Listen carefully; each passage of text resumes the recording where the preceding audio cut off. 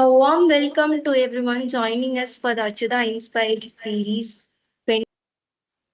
Pleasure to introduce our distinguished guest, Dr. Karthikeyan. It's my He is an associate professor in the Department of Medicine and Optometry at Sweden. Dr. Baskaran began his academic journey with a bachelor degree in optometry from Elite School of Optometry in 2004, where he built a strong foundation in clinical optometry. He later pursued his PhD in biomedical science, which he completed in 2012. Following his doctoral studies, he undertook a postdoctoral fellowship at the Linnaeus University School of Optometry, further strengthening his research expertise and international collaboration. In 2016, he was honored with the prestigious fellowship of the American Academy of Optometry at the annual meeting in California. Dr. Baskaran is deeply involved in teaching and mentoring both undergraduate and master students, fostering excellence in evidence-based practice and clinical care. His research interest includes children's refractive development, low vision rehabilitation, and advanced retinal imaging. He has authored several publications in peer-reviewed journals and has been an invited speaker at numerous national and international conferences. We are delighted to have him with us today. Please join me in warm welcoming Dr. Karthikeyan Baskaran, sir. Over to you, sir. Yeah, thank you so much, Shamla, for that introduction. Yes, as she said, I'm an associate professor at the Department of Medicine and Optometry at Linnaeus University in Sweden. And I was contacted by your previous, lecturer, Gopinath, to deliver this lecture. And I said I had given this lecture before for the Swedish optometrists, so I said I can update that and give that. So that's what I have based this lecture. So it's for optometrists, but then also anybody can understand what is happening in the world of myopia and how is research in myopia is happening as well.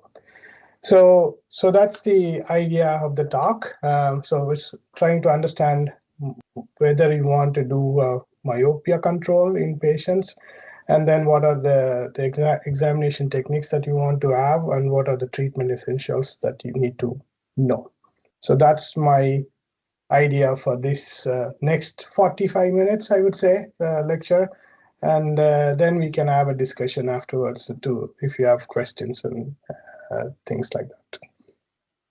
Okay, so moving on, let me just see if everything works. I will use a laser pointer so you can see.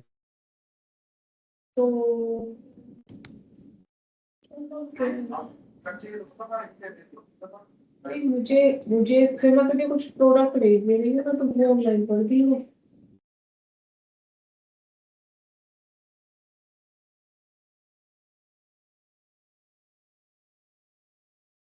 Sir, you are under mute. Yeah, can you hear me now? Yes? Yes. Yeah, good. So the idea for this lecture would be that we will give an introduction to myopia. Most of you know what is myopia. It's a simple refractive error. And then we will go into the epidemiology of myopia in the world and why myopia management is necessary. And then the risk factors, how do you build a risk profile? And then what are the management options that you have? That is both optical, behavioral, pharmacological, and other aspects as well. So we'll discuss all those things in the next 45 minutes. Okay, so we all know myopia is a simple refractive error. When the light doesn't fall on the retina, it falls in front of the retina, and then you need to have a negative lens to diverge that rays back onto the retina. And usually the myopia is classified as an axial myope or a refractive myope. Refractive myopia is not that common. Axial myopia is the most common one, where the eye grows without stopping, basically. So when eye grows more than it needs to, so every 1 millimeter growth in eye would change the refractive error by 3 diopters, whereas in refractive myopia, every change or every steepening of 1 millimeter in the cornea will result in 6 diopters change in refractive error. And ideally, how do you differentiate between an axial and refractive myope is that if you have a keratometer and a biometer or axial length measurements, you can see that compared to the corneal power, the axial length is going to be larger. But if you only have keratometer available, that means that if you have a steeper cornea, that might indicate a refractive myope, but on average, axial myopes have very flat cornea or average cornea, around 43 diopters, not more. So that means that most of the myopes are axial myopes. So 90% of the myopes are axial myopes. That means the media components, the lens and the cornea is not that powerful. It's just the length of the eye is too long. Okay, and then myopia can be classified into different definitions like degree of myopia, age of onset of myopia, and the clinical entity as well. And in this lecture, I wouldn't go into pathological myopia, other clinical entities, or age of onset. Here it will be mostly pediatric school children and children. So we will stay there in that age group. Okay, and then based on degree, we classify low myopia to be anything between minus 0.5 diopters to minus 2 diopters. And if you read any papers on myopia, the classification of myopia is anything below minus 0.5 diopters. So from minus 0.5 diopters to 2 diopters is low myopia. Between 2 diopters to 5 diopters is medium myopia or moderate myopia, and then above 5 diopters is high myopia. There might be a little difference in classifications. Some of the classification says above minus 6 diopters is the high myopia, but some classification says above 5 diopters is high myopia. So this is where we are at. And when we look at the prevalence of myopia all around the world, it has been, the thing is, there is a paper, a seminal paper from Brian Holden that said that myopia will double, or 50% of the world's population will have myopia by year 2050. So if you look at different countries in the world, what is the epidemiology of myopia? You could see that on the eastern seaboard or East Asia, the prevalence is very high. So in some parts of in South Korea have a prevalence of 97%. Taiwan and China and Singapore tend to have prevalence of greater than 70%. And if you look at countries in the West, like in the US and Mexico, that number is not that dramatic, around 33 to 34%. And if you look at European countries, I will show the studies that we have done in Sweden. We have only a prevalence of 10% myopes in our study samples. And it's the same. It's the same in Norway and in the Netherlands also. So roughly between 12 to 15%. And for us, for this talk, it is important that I provide India numbers also. So when you look at India numbers, it is also very similar to the Caucasian countries here, between 10 to 15% prevalence of myopia. But India is a huge population, so it's 1.4 billion. So if you take 10 to 15%, that is enough myopes in our population. And then, so why is the myopia really high in these parts of the world compared to the rest of the world? One of the things that is coming out, because myopia can be genetic in nature, hereditary in nature, but then there is something else happening on that part of the world. And the prominent trend is that the children starting school at a very young age. So education becomes an important criteria here. And they are forced to study at a very young age, so that when the eyes are starting to, when everything is growing, when everything is stabilizing, they are forced to do a lot of near work, resulting in eye myopia. And then the next generation becomes, parents become myopes, the next generation becomes myope, and it's just a snowball effect, basically. So that is one thing that we have identified from our sample in Sweden, that in Sweden the school starts at age of 6, not at age of 3. So that 3-year difference kind of makes a difference in having the myopia. Okay, so what they have seen is that with each additional year of education, there might be an increase of 0.27 diopters in terms of myopia. So that could be the reason that why East Asian countries have high myopia load. And as I said, this was the paper that was published that said that by year 2050, the prevalence of myopia in the world would be 50%, and the prevalence of high myopia in the world, which is above 5 diopters, would be 10%. And this is the study that is a meta-analysis. They combined all the studies from 1995 to 2015. They included 4,300 studies. Of that, they filtered to 145 studies. From those studies, they have extrapolated that we should end up with 50% prevalence in the world in terms of myopia.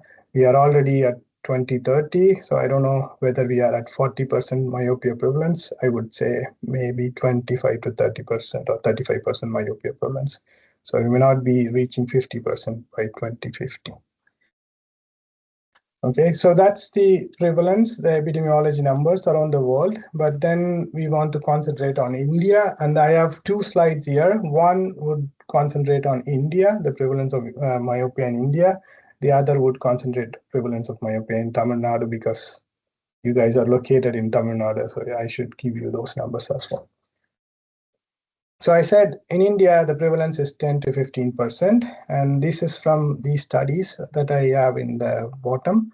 So meta-analysis studies from this group, I think, has looked at the prevalence, and they found, like, from the past 4 decades of research, urban population has 8.5% prevalence, whereas the rural population has 6.1% prevalence. And you could see this urban-rural divide in every part of the world. More the cities, more prevalence of myopia than in the village or rural settings. And when you look at the highest prevalence, again, older children, 11 to 15-year-olds, have a little bit larger, so 15% in the last decade. And then a study in New Delhi using urban population and cycloplegic refraction. And it's one important thing that you need to consider also when it comes to epidemiological studies, that these studies are done under cycloplegia. I will come back to that later with the next slide. Because if you do non-cycloplegic refraction, you can identify a myope, but then there is a risk that emmetropes would also be considered into myopia because of strong active accommodation in children. Okay, so cycloplegic refraction is really important to say whether they are true myope or an emmetrope. Okay, so for the numbers from New Delhi again, is myopia is 7.4% overall, with an age shift at 15 years, it's increasing to 10 to 11% basically. So what's the take home from this is that India's prevalence is lower than East Asia, but rising in urban cohorts, so urban studies. And then you have to be careful when you look at these numbers, whether they are done with cycloplegia or without cycloplegia, and what are the thresholds they are using for categorizing myopia. So usually the threshold, say this child is myope, is anything less than minus 0.5 diopters. So any power less than minus 0.5 diopters. And this minus 0.5 diopters is not just sphere, it's spherical equivalent. So it's combination of sphere plus half the cylinder. So most of the epidemiological studies quantify myopia as spherical equivalent of less than minus 0.5 diopters. Okay, so what is happening in Tamil Nadu? So there is a study from Aparna, is my classmate from elite school. They did a Shankar Netralaya SLR myopia study, where so this study results are based on non-cycloplegic open field autorefraction. So instead of having autorefractor that is closed, they had an open field autorefraction. And then they didn't do any cycloplegia, so they increased the cutoff from minus 0.5 to minus 0.75 diopters. Okay, so by doing that, what they did is they did another subset with cycloplegic refraction, and they compared what would be the ideal cutoff, and then they arrived at minus 0.75 diopters. So based on that cutoff, the overall prevalence of the 14,000 children, school children that they screened, 2,500 children had myopia. So that is a prevalence of 17.5%, which is slightly larger than the 15% prevalence that I have in this graphic. Okay, and that could be because of this non-cycloplegic refraction. There is a higher chance that you would count an hemetrope even with an open field. You might simulate accommodation. I will show you some analysis in the later slides. So in their study, they saw that again there is an age gradient, more prevalence of myopia in older individuals than in younger individuals. And there is also this urban versus suburban divide, because this study was done in schools in Chennai. So there is not a rural location, so it's urban versus suburban. The prevalence is between 16.5% in the urban population to 12.5% in the rural population. Okay, so this is where we are at in terms of myopia. So this is the epidemiology. And so you might ask this question. So if the prevalence is low, and here we don't go for the eye myopia. So these studies don't tell you how much of this sample is eye myopia. At least in the study from Tamil Nadu, we can see that eye myopia, which they classified as 6 or more diopters, there was 0.5% prevalence. So it's very low in terms of eye myopia. But if the children are starting to be myopia at an younger age, there is a high chance they would end up with eye myopia when they grow up. So it's important that you start or you do myopia management in children so that as early as possible, so you don't end up with eye myopes. Okay. So what happens when you have eye myopia? The problem with eye myopia is that the axial length is getting longer and longer. So that means the retina is going to stretch. It induces a lot of risks with eye myopia. So they increase the risk of suffering ocular complications irrespective of degree of myopia. So it doesn't matter if you have 3 diopters of myopia, 6 diopters of myopia. Once you have like more than 3 diopters, it's going to increase the risk of diseases, eye diseases later in life. So the glaucoma risk increases by 14 times. The chance of retinal detachment increases by 7 times. And the risk of cataract increases by 3 times if the power is greater than 6 diopters. So there are quite a few. So there's this difference between an healthy fundus and a myopic fundus also. It's very thin, it's stretched. There's a high chance of myopic macular degeneration also. Okay, so that's the idea as well. So if you don't stop the myopia progression, then what happens is that there is a high chance of developing myopic maculopathy. And the prevalence of impaired vision is around 0.3%, and blindness is around 0.04% in myopic macular degeneration. And this prevalence is going to be increasing by the year 2050 as the prevalence of myopia increases. So this is a problem that we could tackle if you start with myopia control treatments at an earlier age.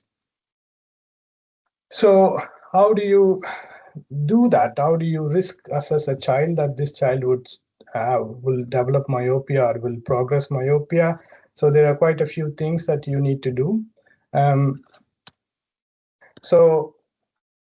So I'm going to go through each and every risk factor. So as I have already talked about age as a risk factor, so the younger they are, there is a more chance they will develop a larger refractive error. So children who develop myopia at young age will probably end up having high myopia. And they have come with cutoffs, like what is the hyperopic reserve that the child should have when they come to you, basically. So if you do a cycloplegic refraction, we usually do it with cyclopentolate. eye drops, and then it is 2 drops between a 5-minute difference, and then wait for 45 minutes until the cycloplegic effect kicks in, and then you measure the refractive error.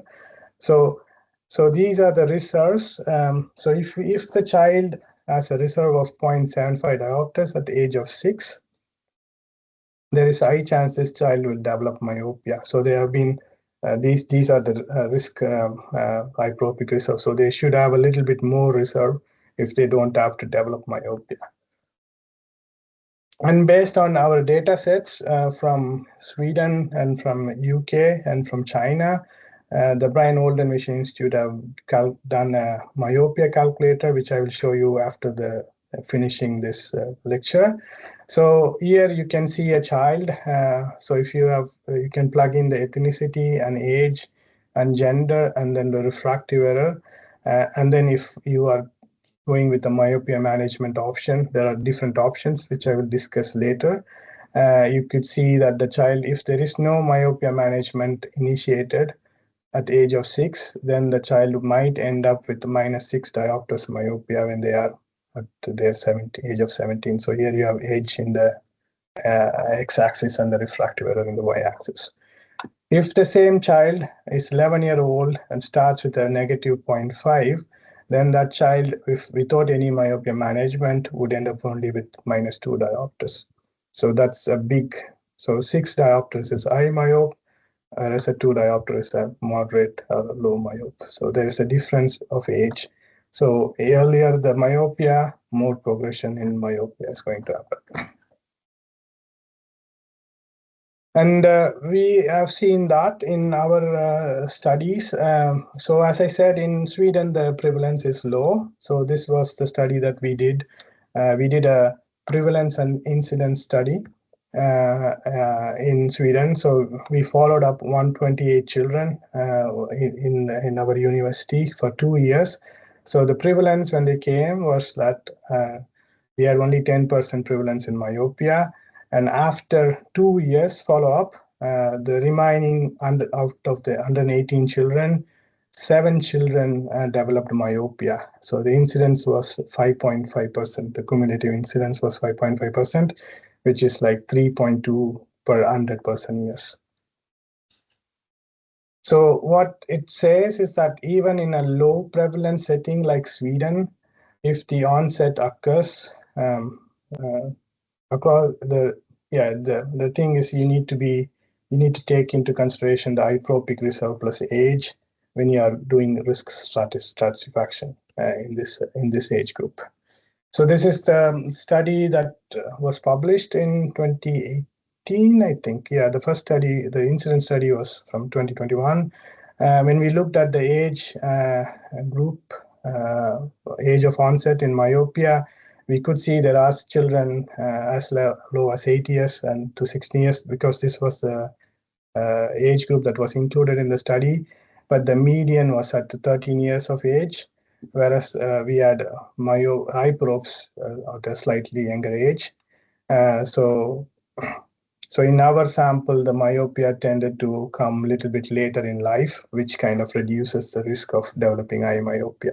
But if you are in your clinical practice seeing children with age 6, 7, 8 with myopia already, then there is a high chance that they will progress faster towards eye myopia. So 2 things you need to take into consideration: how much is their hyperopic reserve at the time they come to you, and also what is the age of that child when they come to you. The older the child, the safer they are. The younger the child, there is more risk of developing myopia. So that's one factor, age and the hyperopic reserve. There are 2 risk factors. And then there is also genetics, which comes into play. As I said, so if you have if you have parents who are myopic, there is a high chance that the child will be myopic. Okay, so that risk increases. Like if you have one myopic parent, then that risk increases by 2 to 3 times, that the child will be myopic. And if you have 2 myopic parents, that increases up to 6 times. So in the incidence study that we did, we could see that this is the predicted spherical equivalent refraction in in the overall sample. So you could see that when you look at how much they change in the 2-year period, you could see that myopes are increasing in a greater way compared to the emmetropes and myopes. So these are all children, right? So what's happening is they are all growing. So the emmetropization has happened, but there is still eye is growing. So there is a myopic shift in the sample, but that myopic shift is not that big in emmetropes and hyperopes, whereas in myopes, they are increasing by 0.25 diopters every 6 months. So where they started in baseline at 0, they end up with like 0.6 at the 2-year timeline. And these are really good numbers, I would say, compared to East Asia, where we have done comparisons between China and the Caucasian data, and the Chinese eye grow even faster. And then if you look at the myopes and see who progresses faster, so these are myopes, and so these are these green, which are divided into no parents myope, one parent myope, two parent myope.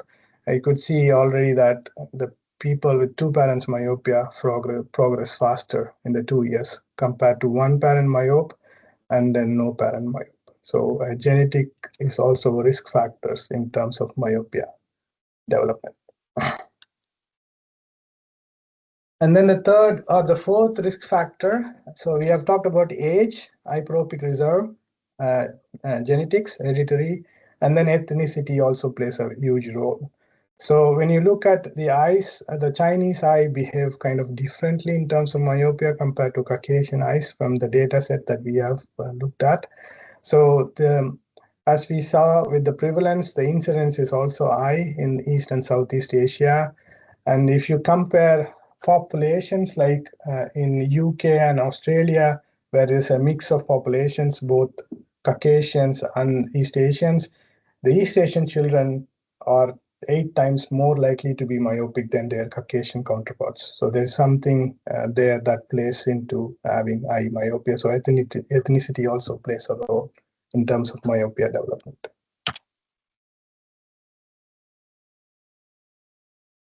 And then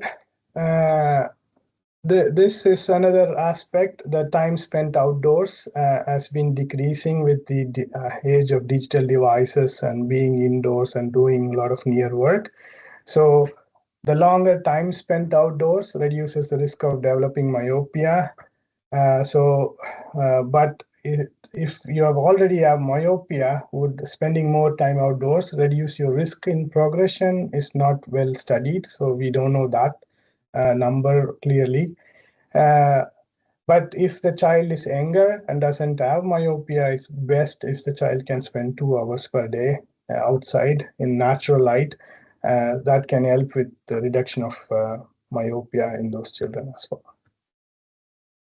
And the main idea is that light composition, natural light, pupils are smaller, there is reduced dioptric variations. All these can lead to lower myopia with outdoor time.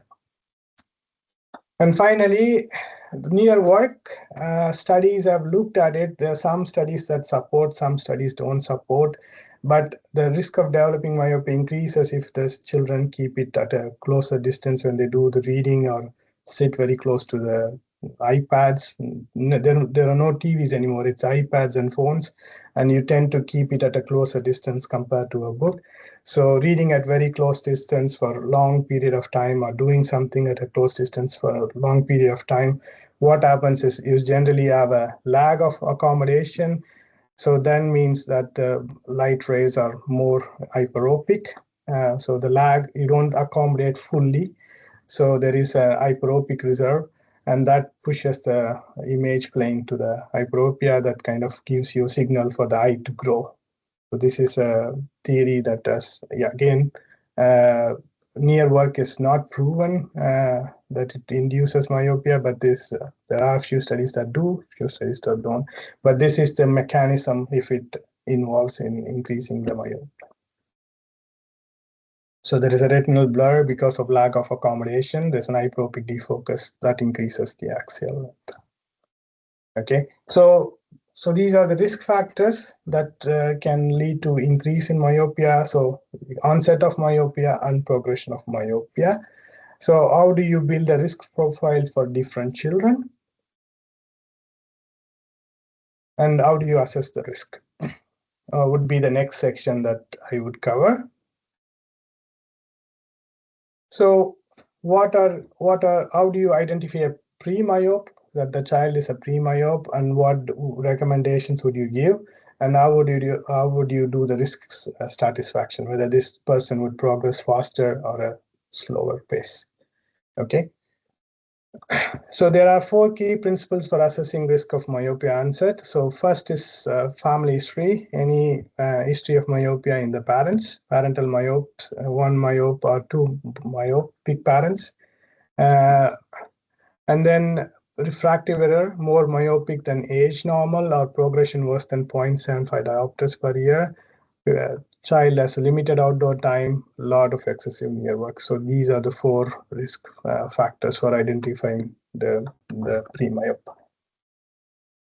So you need to ask for family history in terms, when I say family history is the parental myopia, and you have to ask for visual environment of the child. So how much time that the child spend outdoors, what is the activity if the child is in the indoors, and what is the refraction, cycloplegic refraction when the child visits you, because any refraction from age of 6 within this range is definitely this child will progress into myopia. If everything is increased, the risk is increased. Okay, so what recommendation that you can give is you could tell the parents to increase the outdoor time, longer working distance, not keeping something close to the eye, and also taking breaks, short breaks while working at the So you can give a score based on the risk factors, and if they score 5 or 6, then they have a high chance of developing myopia. Again, 3 to 4 is a medium risk of developing myopia. Anything between 0 to 2 is low risk of developing myopia. So basically, these are the 6 categories. So age between 5 to 9 years old, refractive error, less cycloplegic refraction than expected for age. So if they tick all the 6, then there is a high chance that they will develop myopia. Family history of myopia, at least 1 myopic parent. Ethnicity, if they are East Asian, that is not a big problem for us. It's going to be South Asian ethnicity, and we have seen that the prevalence is not high, but it is increasing. And then time spent outdoors, less than 1.5 hours per day, and time spent near work. So if the child ticks all the 6 boxes, then all these 6 things, then there is a high chance that the child will develop myopia. So what you can do is you can try to do a behavioral modification. Okay, so that is to see if they will go from pre-myope to myope. And also you want to see if a child is myope, would they progress fast or would they progress slowly? Okay, so younger they are, as we have discussed that earlier, the more progression that they will have. And so it's a similar graph like the one I showed you before. So if you have a myopia onset at the age of 5, by the age 11, they would have almost, if there's no treatment initiated or no myopia control initiated, then they will increase to 6 diopters by the age they are 11. And this is from a real world data set. So these are the numbers on the side from the data set. So as I said before, later the onset, lower the myopia, earlier the onset, higher the myopia. And as I shown earlier from our data set, children with 2 myopic parents, they progress fastest than children with 1 myopic parents also. So these are the idea. These are the things that you can use to see whether your child would progress faster or slower as well. And so you might ask what you want to, how do you examine these patients or children? And I also talked about cycloplegic refraction. It's important because we did compare between cycloplegia and non-cycloplegia, and we could see that cycloplegia versus non-cycloplegia is okay in identifying the myopes, but then it can make it difficult for identifying the emmetropes and hyperopes, because cycloplegia will help in relaxing the accommodation, and then it's much easier to detect the hyperopes. So there is this graph that shows the mean of those two methods and the difference of these two methods. And you can see sometimes it can relax up to 4 to 5 diopters of hyperopia. Okay, so these children, if you put them in, if you don't do retinoscopy, if you do that in autorefractors, they have a very strong accommodative demand, so you might misclassify them as being myopes.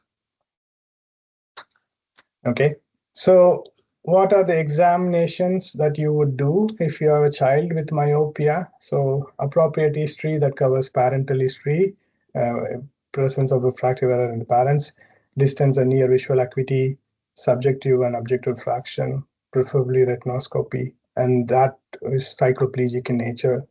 Accommodation and binocular vision assessment, ocular health examination. And then when they come every year or every 6 months, if in indication, then you do cycloplegic refraction and a dilated fundus examination.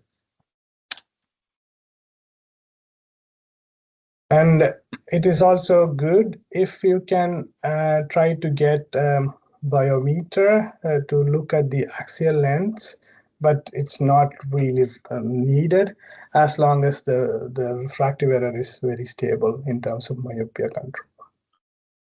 Okay, so if available, a biometer and a open field autorefractors, but that is not necessary.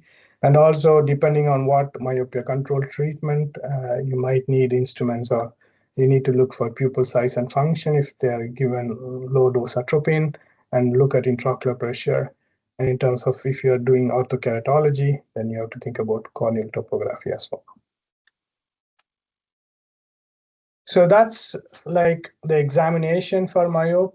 What are the things that you might have to do? And then comes the management options. So there are quite a few of them now, and it's becoming more and more. So I'm going to discuss what are the management options that we have. So if you identify a child who is a pre-myope, that there is a chance that this child, if not done any management, they will develop myopia.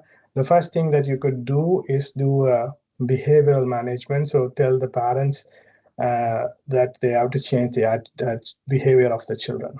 Okay. So basically, time outdoors. So spend at least 2 hours of the day doing outdoor activity, something sports or anything that they will enjoy. Okay. At least active for 60 minutes, and then if they are doing near work, then you have to follow this 20-20-20 rule, where they take short breaks every 20 minutes for 20 seconds, and then also try to keep a longer working distance when they are reading or looking at the iPads or the computer, and also after school, less than 2 hours of screen time if possible as well. So that's the behavioral management in a pre-myope. But then, what are the management options for myopes that you see in your clinic or in your practice? So when it comes to optical managements, so we have both spectacles and contact lenses. And then in contact lenses, you have soft contact lenses and orthokeratology, which is night lenses that you wear that corrects for myopia, at the same time also does controlling of myopia. I'm going to give you some numbers from a lot of these studies, and we will see like how much reduction this happens. It's not every child would respond the same way, so the efficiency is not exactly it's not the same. So there are slight changes in the efficacy of these managements. So we'll go into each and every one of them and then see what are the efficacy rates in terms of control of myopia. And we are not very sure how these treatments work. So we are still investigating what are the reasons behind this how these myopia control treatments works. So it's not myopia stopping treatments, it's myopia control. So we are slowing down the progression, not really stopping the progression. Okay, so one of the major thing that has come out in the last 20 years is that peripheral retina plays a role in the eye growth. So if you correct a myope using a standard single vision glasses, then you are only correcting for the fovea, and then it creates a myopic, hyperopic profile in the periphery, which leads eye to grow even more. So what they did was animal studies. They kind of ablated the fovea and then tried to give this signal, and then the eye still grew. So then they said the retina in the periphery is responsible for the eye growth.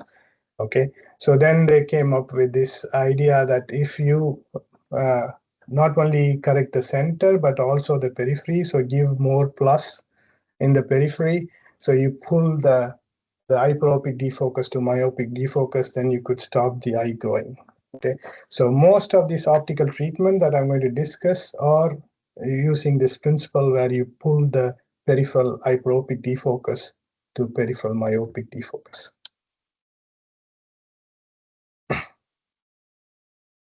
So we have seen undercorrection, overcorrection in terms of myopia that has in single vision, but they have been ineffective.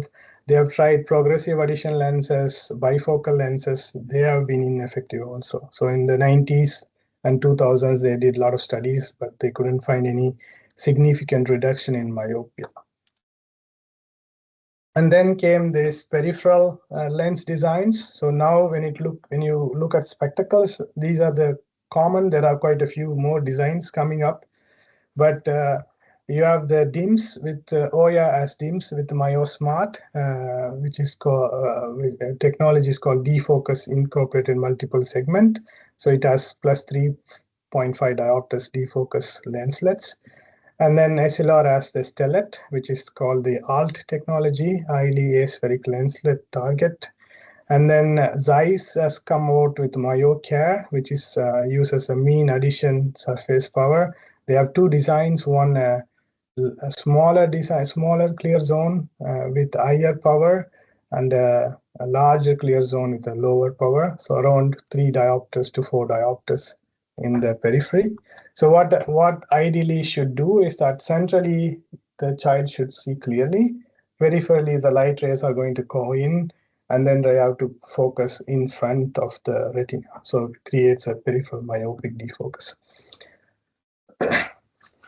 And if you look at the success or efficiency of these lenses, the all lenses, so the SLR has come up with a new variety also now with a little bit of more increased power. But a study that looked at the all lenses for 2 years saw an efficacy of 50% in terms of spherical equivalent and axial length reduction.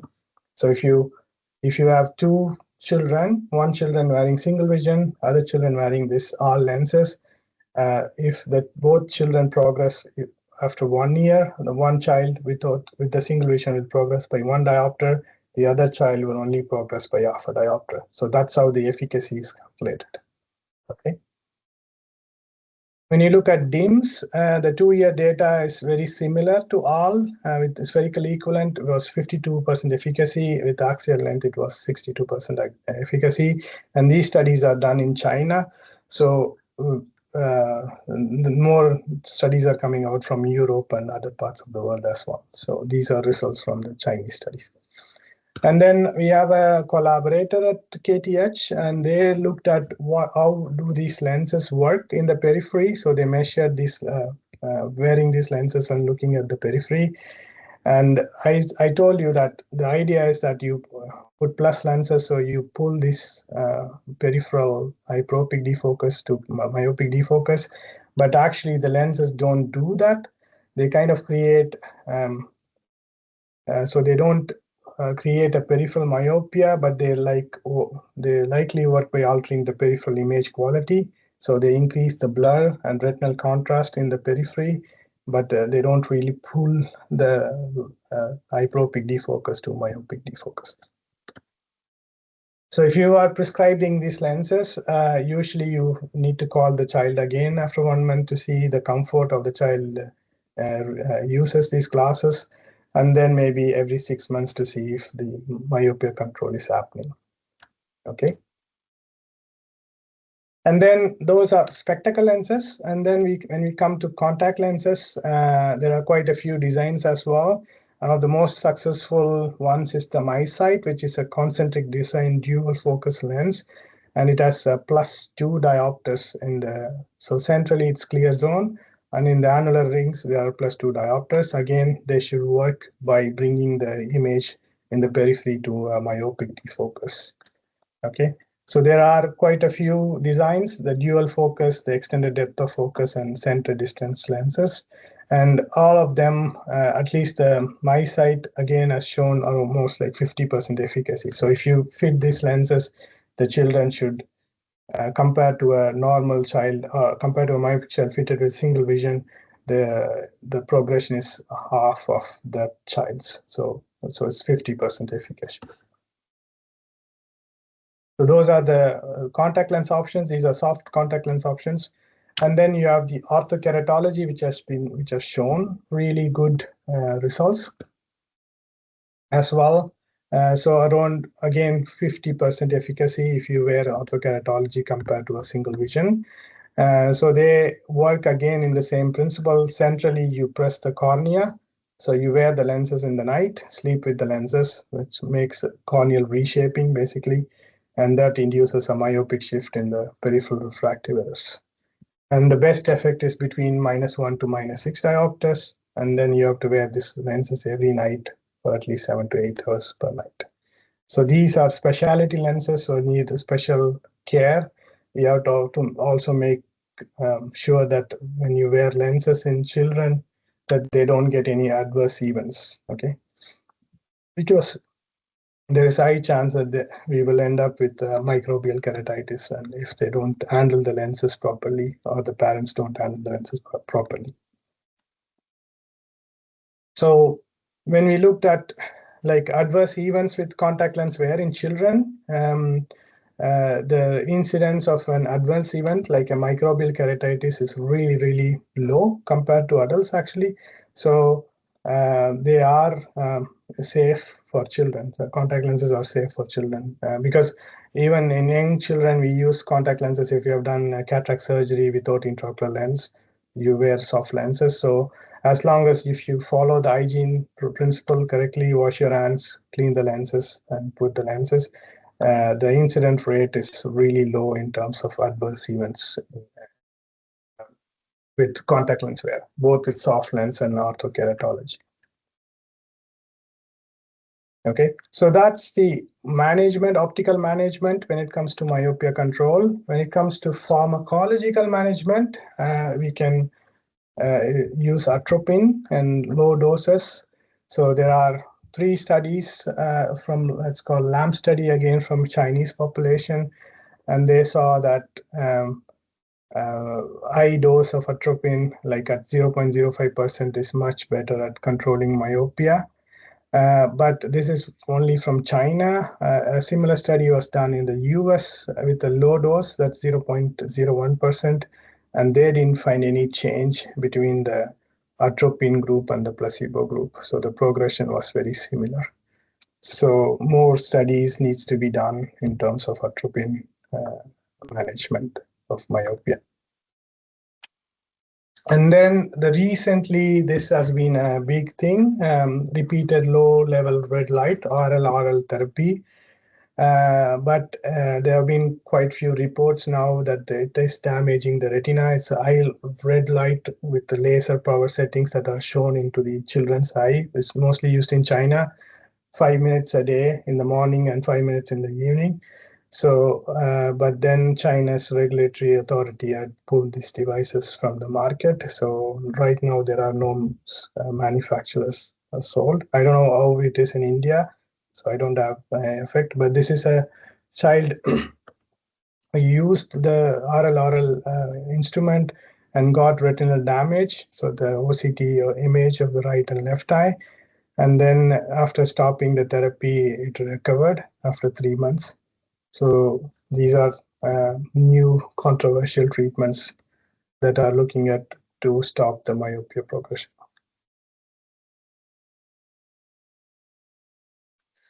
So how do you work with this myopia control? You could have a combination treatment. You could wear a spectacle lens as an atropine or a contact lens with atropine. So there are combination therapies that can be done.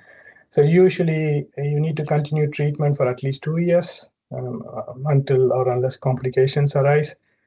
Compare cessation age to the typical age for refractive surgery advice. So you should stop around 17, 18 years of age, because then the eye wouldn't go that much. Okay. And look for this myopia stabilization. Some may experience continued progression into early adulthood as well. So you have to look for that as well. And in some of these treatments, like the pharmacological treatments, there is a risk of rebound. So that you need to take care. So when you stop the treatment, then the child might progress a little bit more into myopia. And again, as younger children, they are more rebound compared to the older children. And the current studies are looking at combination treatments, atropine plus orthokeratology, atropine plus spectacle lenses and things like that.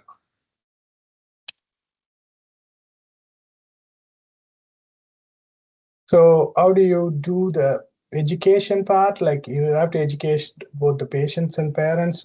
You have to talk about myopia and eye myopia, but you don't need to scare them.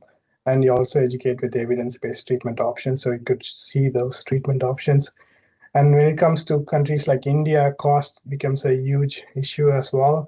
So these spectacles and contact lenses will be expensive compared to a single vision glasses. So we may have to discuss these options with the parents of the children also. And they should also have realistic expectations in terms of what myopia control these interventions can achieve. Okay, so take home is that being factful. So this was developed by Pavan in LVP. So identify a true axial myope, map the risk factors, pick a progressive myope, advise appropriate myopia control strategy, consult, counsel, and monitor regularly, and taper and cessation of myopia control strategy. So you could follow a person and try to, so if they don't end up with 6 diopters, if they end up with 3 diopters, then it is really good. So you are not going into eye myopia range. And I said I will show you some demo of this myopia calculator. So let's see if it works. So this is the myopia calculator that you can have access. This is developed from the data from China and Northern Ireland and from us. So here you have, you can calculate for myopia progression, axial elongation, and risk for myopia. And it's now only for Asian and Caucasian children, but if you have more data from India, probably you could also have one for the Indian children as well.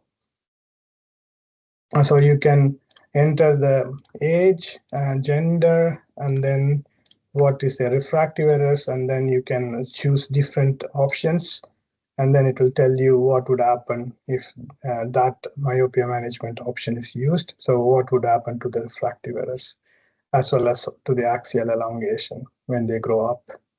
And then for non-myopic children, there is risk of myopia. So these are calculators that are useful that you could use in your day-to-day practice to see which child would progress faster, what management would be better for that child, things like that. Okay, so that kind of completes, I think, my 45 minutes or maybe a little bit longer, 50 minutes. So I said in the lecture, when we say hyperopic reserve is at how much plus power a child has under cycloplegic refraction. So you measure you do cycloplegia and you measure how much for a 6-year-old you should have a hyperopic reserve or cycloplegic refraction of 0.75 or 1 diopter sphere. If it is less, then there is a high chance that child will become myopic in the future. So that's how you measure hyperopic reserve. So it's basically cycloplegic refraction for that age and see how much is that. So usually you should have some plus. If there is no plus or plano, then there is a chance or risk of that child developing myopia. But you also have to look at their child's parents if they have myopia, and then look for any change in axial length and things like that. And obviously their near work and outdoor time, like workload as well. And the second question was, how do you find peripheral power?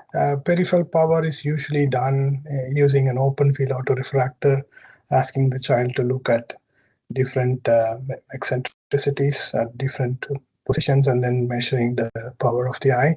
So you could calculate what's happening with the peripheral profile.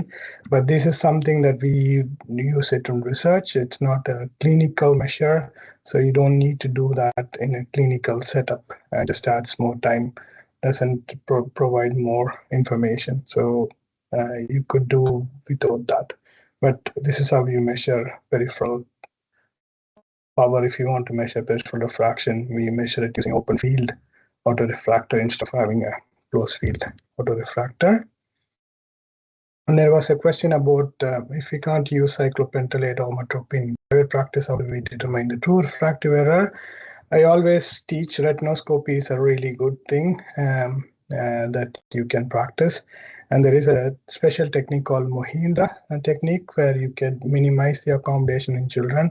It has been shown in using this technique in children, really young children like 1 to 3 year olds, that they can provide equivalent cycloplegic refraction. So the Mohindra technique is something that you do it in a completely dark room. You patch one eye of the child, and then the retinoscopy light is the only stimulus. And since there is no other stimulus for accommodation, you should minimize the accommodation.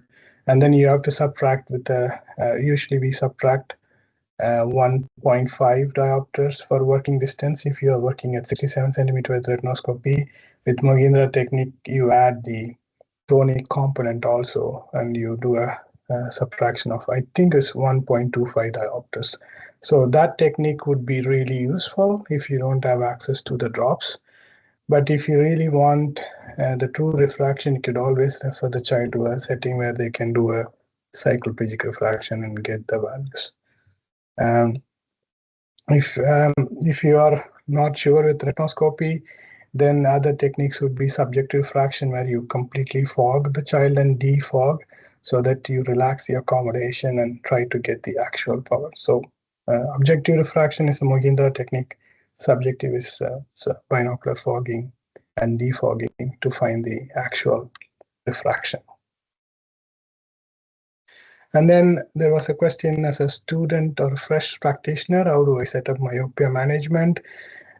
Step one would be to build the workflow, like even before buying any expensive equipment. It's like identifying who are the pre-myopes and who are the progressors. If you have myopic children, usually visual acuity, baseline visual acuity, refraction, either subjective or cycloplegic refraction, keratometry, ocular health, and then regular follow-up, either 6 months or 3 months follow-up. And then once you have this, maybe then you could start with asking the questions about near work habits, outdoor time, and then you could have a simple tracking sheet of that patient. If they come every 6 months to you, what is happening to their refractive error? So spherically equivalent change every 6 months or every year. And then simple tracking sheet. So you could see who are progressing or who are very stable. But if you want to have an eye impact in your practice, then having these instruments like an optical biometer to measure the change in axial length is really good. And then initially you could start with treatment options like spectacle lenses and contact lenses, soft contact lenses, and maybe once you are able to afford biometer and topographer, then you could upgrade to fitting orthokeratology lenses, which also works. Or the advantage with ortho-K is that it works both as a treatment for myopia, kind of, because you wear lenses in the night. In the day, they don't have to wear any glasses, so that gives them freedom, and also helps with control of myopia progression. So you have to slowly upgrade with your myopia management options. And the next question was, school requires screens for homework. How do we tackle screen time realistically? I would say, like, you have to do a better structure. Maybe you give devices to the kids to do school-related activities, but then restrict them on entertainment purposes. And if they are doing activities with digital screens, then probably give them breaks after every 20 or 30 minutes, so they don't do a lot of near work. And also try to increase their outdoor time and join them in activities that are outdoors, that is fun for the child and easy to manage as well. So this could be a way to tackle the screen time. So they don't use screens both for homework, education related activities, as well as for entertainment related activities in the same day, so they don't sit too long with the screens. And then the last question was, which management option has the best acceptance among patients and parents? I would say myopia control spectacle lenses are the easiest option, which has the highest acceptance rate, because that's affordable, kind of. It's still expensive compared to a normal single vision in countries like in India, but still can be given and doesn't require anything extra, so it's easily acceptable for the child. It doesn't compromise the central vision. The peripheral rays are in the periphery, so the central, there is always a clear zone. So I would say that would be the best acceptance rates, and then comes the contact lenses. I don't know about atropine. The children doesn't like putting eye drops in their eye, so maybe would be difficult.